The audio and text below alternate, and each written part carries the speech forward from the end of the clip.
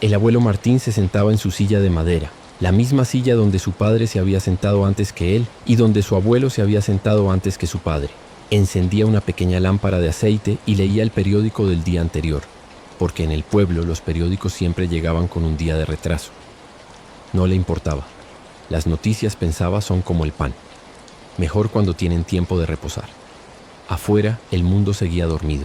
Las calles estaban vacías, las ventanas de las casas cerradas y solo el canto ocasional de un gallo rompía el silencio. Pero dentro de la panadería, todo estaba vivo. El fuego crepitaba en el horno, la masa crecía lentamente bajo el paño y el abuelo Martín pasaba las páginas del periódico con dedos manchados de harina. Cuando la masa había duplicado su tamaño, el abuelo se levantaba de su silla con un pequeño gemido, porque sus rodillas ya no eran las de antes y volvía al trabajo. Dividía la masa en porciones iguales, formando cada una en una bola perfecta con movimientos expertos. Luego las colocaba en bandejas de metal, cubriéndolas nuevamente con el paño húmedo para una segunda fermentación. El horno ya estaba listo. El abuelo Martín podía saberlo sin necesidad de termómetros. Bastaba con acercar la mano a la boca del horno y sentir el calor en la piel. Retiraba las brasas con una pala larga, dejando solo las cenizas calientes en el fondo, y luego limpiaba el piso del horno con un trapo mojado atado a un palo. El vapor que se levantaba olía a madera quemada y a tierra mojada, un olor que el abuelo asociaba con su infancia, con las mañanas que pasaba observando a su padre trabajar. Con la pala de madera introducía los panes en el horno, uno por uno, dejando espacio entre ellos para que el calor circulara. Luego cerraba la puerta del horno y esperaba.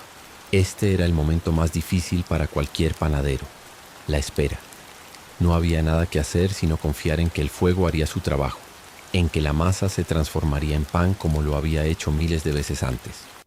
El abuelo Martín aprovechaba este tiempo para preparar las otras delicias de la panadería. Hacía galletas de mantequilla, usando una receta que su madre le había enseñado cuando era niño. La mantequilla tenía que estar a temperatura ambiente, ni muy fría ni muy blanda, y había que batirla con el azúcar hasta que la mezcla quedara esponjosa como una nube. Luego añadía los huevos, uno por uno, y finalmente la harina, mezclando con cuidado para no perder el aire que había incorporado. También preparaba empanadas, rellenándolas con dulce de membrillo que él mismo elaboraba cada otoño, cuando los membrillos del árbol de su jardín estaban maduros. El dulce de membrillo requería paciencia. Había que cocinar la fruta con azúcar durante horas, removiendo constantemente para que no se pegara al fondo de la olla. El resultado era una pasta espesa y aromática, de un color anaranjado intenso, que se conservaba durante meses en frascos de vidrio. Cuando el olor del pan comenzaba a filtrarse por debajo de la puerta del horno, el abuelo Martín sabía que era hora de revisar.